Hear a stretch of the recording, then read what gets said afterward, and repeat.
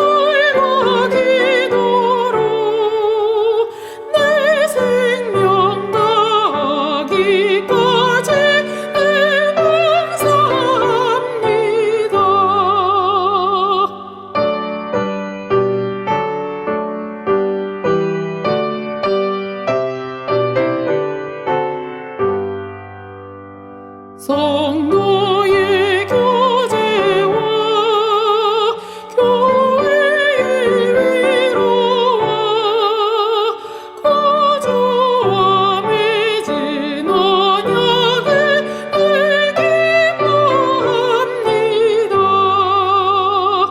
하늘의 영광과 빛보시는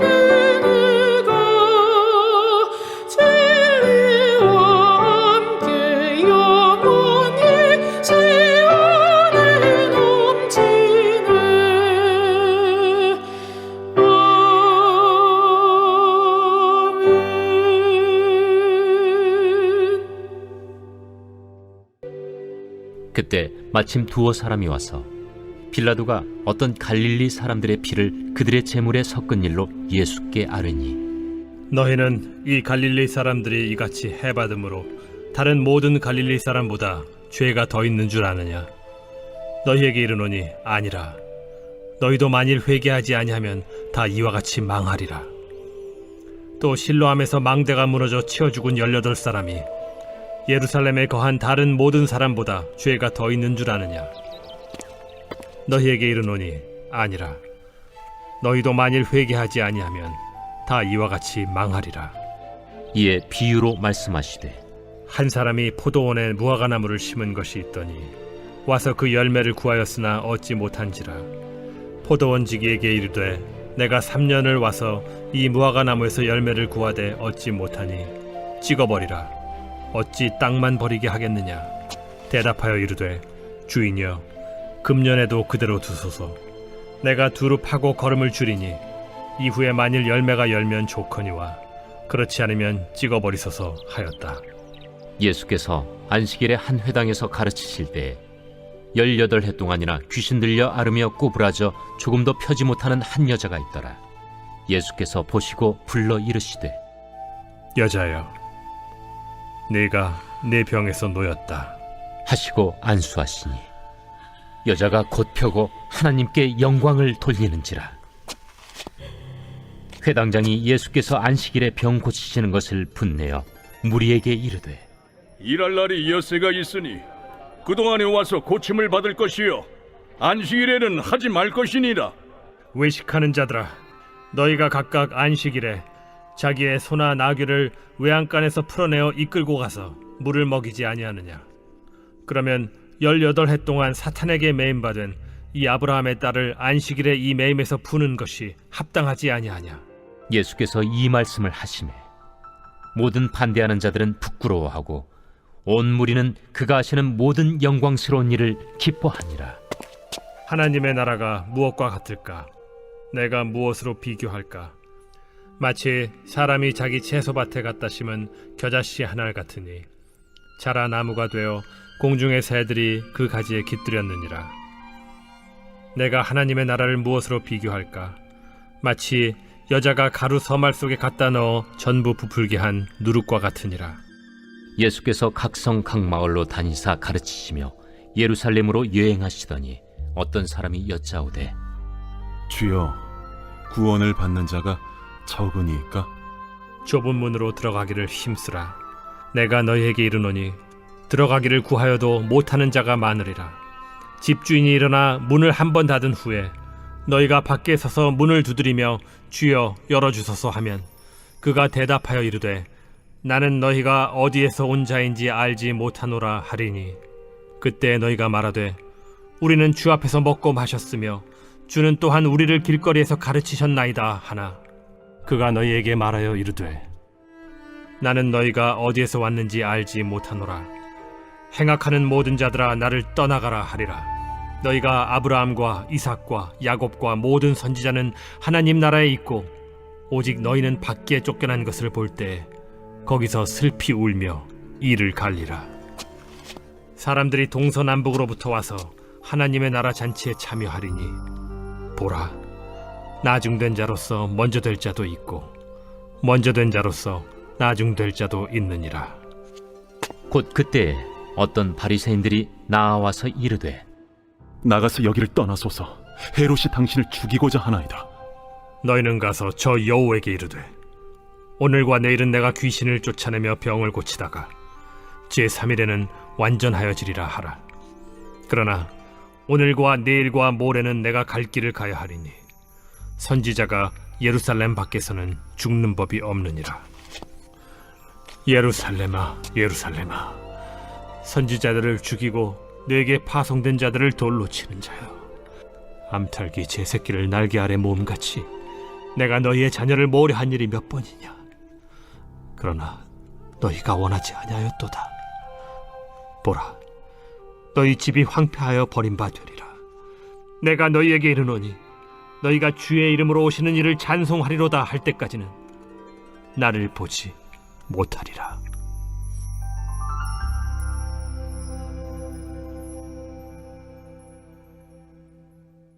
자, 누가복음 13장 말씀입니다. 누가복음 13장에서 계속해서 예수님의 교훈을 소개하고 있습니다. 1절에서 5절까지는 예수님 당시 발생했던 두 가지 사건을 이야기하고 있는데 이 사건에 연관해서 예수님께서 말씀을 이어가고 있습니다. 첫 번째 사건은 빌라도가 로마에 대해서 저항 운동을 벌이고 있었던 갈릴리 사람들 중에 몇 사람을 죽여 그들의 피를 제단에 섞어버린 겁니다. 두 번째 사건은 천재지변으로서 예루살렘 망대가 무너져서 18명의 사람이 목숨을 잃은 사건이었습니다. 자, 3절 말씀입니다. 너희에게 이르노니 아니라 너희도 만일 회개하지 아니하면 다 이와 같이 망하리라.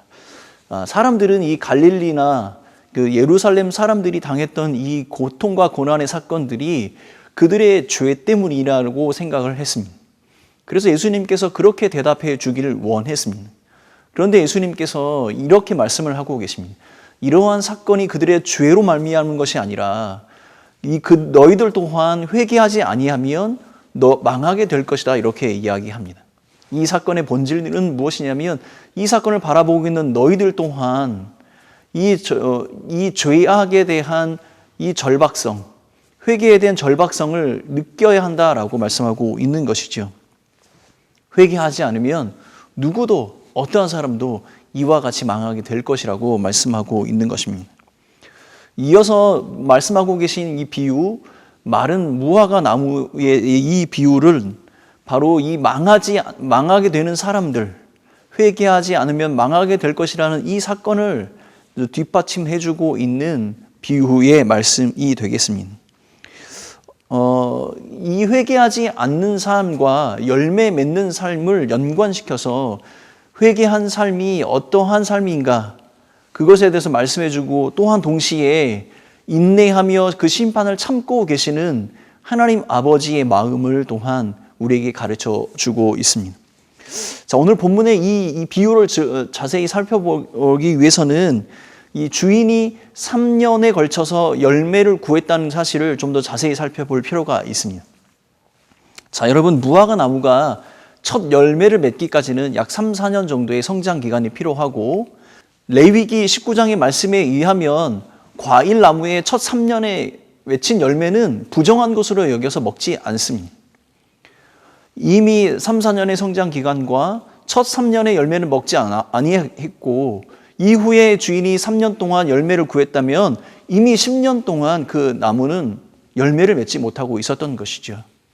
주인의 그 인내심은 한계에 다다르게 된 것입니다. 그런데 그럼에도 불구하고 주인에게 1년 더 이 나무를 가꿀 수 있게 해달라고 요청을 하고 있는 것이죠. 하나님께서는 자신의 백성들에게 충분히 회개할 수 있는 기회를 허락해 주십니다. 또한 그들이 회개하기만 한다면 하나님께서는 그들을 축복하시고 하나님의 백성으로 하나님의 자녀로 삼아 주십니다. 그럼에도 불구하고 그 회개의 기회를 살리지 못하고 열매를 못하는 자들에게 하나님께서는 심판을 내리시게 되는 것이죠. 오늘 본문에 최후의 1년의 그 시간을 구했다는 것은 하나님께서 임박한 그 진노 가운데서도 예수 그리스도를 통해 우리에게 구원의 길을 열어주셨다는 그것과 비견된 말씀이라고 볼 수 있습니다. 하나님의 그 진노 가운데 피할 수 있는 유일한 최후의 방법은 바로 예수 그리스도가 되신다는 사실입니다. 자, 이제 18년 동안 귀신 들린 여인의 모습이 나옵니다. 이 사건은 누가복음에만 등장하는 아주 독특한 사건입니다. 누가는 다른 복음서에서보다 더 많이 예수님께서 안식일에 행하셨던 일들, 그 사건들을 기록하고 있습니다.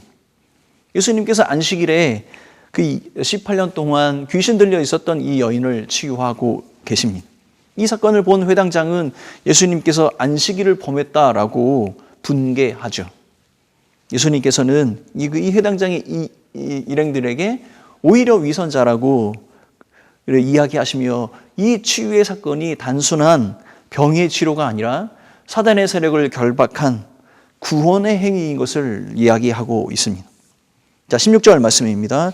그러면 18해 동안 사탄에게 매임바 된 이 아브라함의 딸을 안식일에 이 매임에서 푸는 것이 합당하지 아니하냐. 아브라함의 딸이라는 표현을 사용했습니다. 아브라함의 아들이라는 표현은 자주 나오지만 이 아브라함의 딸이라는 이 표현은 아주 드문 표현입니다. 이러한 표현을 사용하심에도 불구하고 예수님께서 말씀하고자 하는 그 의미는 무엇이냐면 사단에 매여 있는 언약 백성이 회복되어져서 하나님의 나라의 백성이 되는 것, 그것이 얼마나 귀중하고 소중한 것인가에 대한 이야기를 하고 계신 것이죠. 결국은 예수님을 통해서 한 사람이 구원을 받은 것은 하나님께 찬양을 돌리는 것이고 영광을 돌리는 것이며 모든 사람들이 기뻐할 만한 일이다라고 말씀해주고 있는 것입니다. 18년 동안 그 사단의 속박에서 있었던 그 여인을 치료하는 이 사건은 그 한 여인이 구원받은 백성으로 회복되는 것을 이야기하며 또 한 가지 하나님의 나라가 그 여인과 이 땅에 이루어진다는 사실을 또한 이야기해주고 있는 것입니다. 이것은 예수님께서 가지고 계신 능력으로 그가 사단의 세력을 결박하며 하나님의 나라를 확장해 나아간다는 사실을 우리에게 보여주고 있는 겁니다. 이것은 마치 겨자씨와 누룩과 같습니다. 이 겨자씨는 굉장히 작은 씨앗이고 보잘것없는 것이지만 시간이 지나면 그것이 나무가 되어 많은 새들이 깃들이는 것처럼 하나님의 나라는 그렇게 시작되어 이루어가는 것이죠. 누룩도 마찬가지입니다. 눈에 보이지 않습니다. 그러나 시간이 지나고 때가 되면 반죽 전체를 변화시킬 수 있는 것처럼 바로 하나님의 나라는 이렇게 시작이 되어 이 땅에 완전히 도래하는 그 날이 오게 될 것이라는 사실입니다. 하나님의 나라가 이 땅에 이루어지는 것은 어떠한 것도 어떠한 사람도 어떠한 세력도 그것을 방해할 수 없는 기정된 사실이며 약속된 사실이라는 사실을 또한 우리에게 가르쳐주고 있는 것이죠. 자, 이제 어떤 한 사람이 예수님께 나와 구원받을 자가 적을 것이냐라고 질문을 합니다. 그런데 예수님께서 이 질문에 숫자로 답하지 아니하시고 좁은 문으로 들어가기를 힘쓰라라고 대답을 하십니다. 이 본문을 살펴보면 기록된 이 구원은, 이 본문이 말하고 있는 이 구원은 예수님의 사역을 통해서 주어지는 그 현실의 어떤 그런 구원이라기보다는 장차 미래에 도래할 최종적인 그 종말론적인 구원에 관한 이야기를 하고 계신 것이죠. 자, 결론은 이것입니다. 29절 말씀입니다. 사람들이 동서남북으로부터 와서 하나님 나라 잔치에 참여하리니, 그때에, 종말이 이루어지는 그때에 이 땅에 이루어진 구원을 보면 많은 사람들이 구원을 받게 될 것인데, 정작 구원받을 것이라고 생각했던 사람들보다는 동서남북의 온 세상에서 예상 밖의 사람들이 구원을 받게 될 것이다, 이렇게 이야기합니다. 다시 말해서 이방인들이 이 구원에 참여하게 될 것을 우리는 보게 될 것이다, 이렇게 말씀하고 계신 것이죠. 결국 이 종말에는 배척받게 될 사람들이 누구냐, 하나님의 나라에 들어가지 못할 자가 누구냐라고 이야기하실 때, 지금 예수를 따르며 예수님의 말씀을 듣고 그 예수님의 기적을 본 이 사람들이 아니라 결국은 좁은 문으로 들어가기 위해 힘썼던 사람들, 어쩌면 이것은 유대인들이 아니고 그 유대인들이라고 스스로 구원받았다고 생각했던 그런 사람들이 아니라는 것을 우리에게 이야기해 주는 것이죠. 유대인들은 스스로 생각하기를 우리는 아브라함의 자손이요 이삭의 자손이고 야곱의 자손이며 많은 선지자들이 우리를 통해 나왔다라고 생각하며 그들은 스스로 종말의 날에 구원을 받을 것이라고 생각을 했을 것입니다. 그러나 최종적으로 구원의 그 대축제, 하나님의 나라가 이 땅에 이루어지는 그 순간 어쩌면 그들은 배제를 받게 될 것입니다. 24절 말씀입니다. 좁은 문으로 들어가기를 힘쓰라. 내가 너희에게 이르노니 들어가기를 구하여도 못하는 자가 많으리라. 그렇기 때문에 예수님께서는 많은 사람들에게 그날의 구원을 이루기 위해서 좁은 문으로 들어가라, 힘쓰라 라고 이야기를 하고 계십니다. 여러분, 이 힘쓰라는 단어를 자세히 살펴보면 그냥 우리가 어떤 노력을 하는 것을 이야기하는 것이 아니라, 운동선수가 경기에 메달을 따기 위해서, 우승하기 위해서 자신의 온 힘을 다해 노력을 다하는 그 모습을 여기에서는 이야기하고 있는 것입니다. 온 힘을 다해 내 마음의 모든 것, 내 삶의 모든 중심이 여기에 힘써야 한다는 것을 말해주고 있는 것이죠. 그런데 여러분, 누가는 정확하게 이 힘쓰는 것이 정확히 어떤 일이며 어떤 상황인 것이라는 것을 정확하게 말하고 있지 않습니다. 그런데 우리가 짐작해 보아야 할 것은 이런 겁니다. 이런 것이 단지 우리 신앙생활, 교회 생활, 식탁에 앉아서 성도들과 교제하며 그냥 선포되는 그 말씀을 듣고 그렇게 살아가는 것이 전부가 아니라는 사실을 우리에게 가르쳐주고 있는 것이죠. 만약에 그 정도 수준이라면 아마도 그 당시 예수님과 함께 있었던 유대인들, 예수님을 따랐던 무리들, 예수님께서 행하셨던 말씀하셨던 것을 듣고 행하셨던 것을 기뻐했던 사람들, 그런 사람들이 해당될 수도 있는 것입니다. 그런데 예수님께서 말씀하십니다. 좁은 문으로 들어가기를 힘쓰는 자가 하나님의 나라에 이르게 될 것이라고 말씀하고 있는 것이죠. 여러분, 기억합시다. 이 말씀이 예수님을 따르고 있는 그 말씀을 현재 듣고 있는 사람들에게 선포되어지고 있는 것이고, 누가는 이방인들을 위해서 지금 이 말씀을 기록하고 있다는 이야기입니다. 그러면 이 말씀에 기록한 대로 이것이 우리에게도 해당되는 것이죠. 하나님의 나라에 들어가기 위해 좁은 문으로 들어가기 위해 힘써야 한다.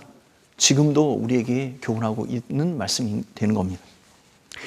여러분, 22절부터 23절까지의 말씀은 예수님의 재림에 대해 우리에게 이루어질 종말론적인 구원에 관한 이야기를 말하고 있다면, 31절에서 35절까지는 예루살렘에서 있게 될 예수님께서 받으실 고난과 그 예루살렘의 그 황폐함에 대한 이야기를 기록하고 있습니다.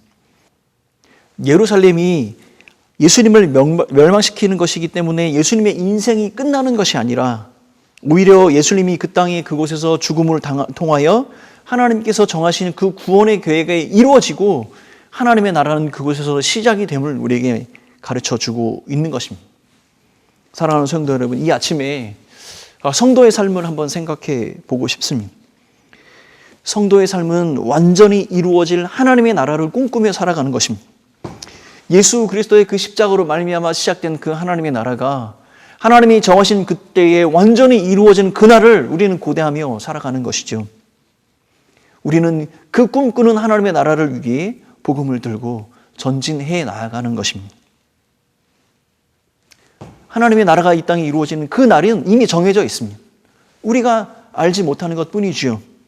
그 땅, 그 하나님의 나라에서 이루어진 그 하나님의 나라에서 우리가 누릴 하나님의 은혜와 축복이 또한 약속이 되어져 있습니다.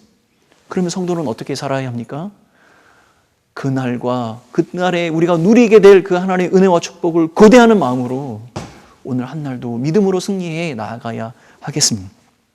우리에게 필요한 것은 오늘의 한 날 이 현실의 삶에서 하나님의 나라를 꿈꾸며 고대하는 그 하나님의 나라가 지금 내 삶 가운데 이루어짐을 기대하는 마음으로 성령 하나님과 동행하며 믿음으로 승리해 나아가는 것이 바로 성도의 삶이 아닐까 생각합니다. 사랑하는 성도 여러분, 하나님의 뜻이 나의 삶 가운데 오늘 하루도 이루어지기를 소망하는 그 소망으로 살아가는 성도의 삶을 살아가십시오. 또한 마라나타 주 예수여 어서 오시옵소서 하는 그 믿음으로 오늘 한 날도 고대와 소망의 삶, 하나님의 영광의 날을 사모하는 그 믿음의 삶을 살아가시기를 예수님의 이름으로 축원합니다. 함께 기도하겠습니다. 사랑하는 하나님 아버지, 우리의 현실의 삶이 고단하고 힘들지라도 우리의 삶 가운데 이미 약속된 그 하나님의 나라의 그 영광을 사모하며 소망하며 살아가는 우리 성도들 되게 하여 주옵소서. 그 소망과 믿음 가운데 성령의 능력을 더하여 주셔서 우리가 선 이 자리가 하나님의 나라가 됨을 경험하는 믿음의 성도들 되게 하여 주옵소서. 감사하옵고 이 모든 말씀 예수님의 이름으로 기도하오며 지금은 우리의 구원의 은혜가 되시고 반석이 되신 예수 그리스도의 그 크신 은혜와 하나님 아버지의 사랑하심과 성령 하나님의 인도하심과 함께 하심이 이 자리에 머리 숙인 온 성도들과 교회 공동체 위에 영원히 함께 있을지어다. 아멘.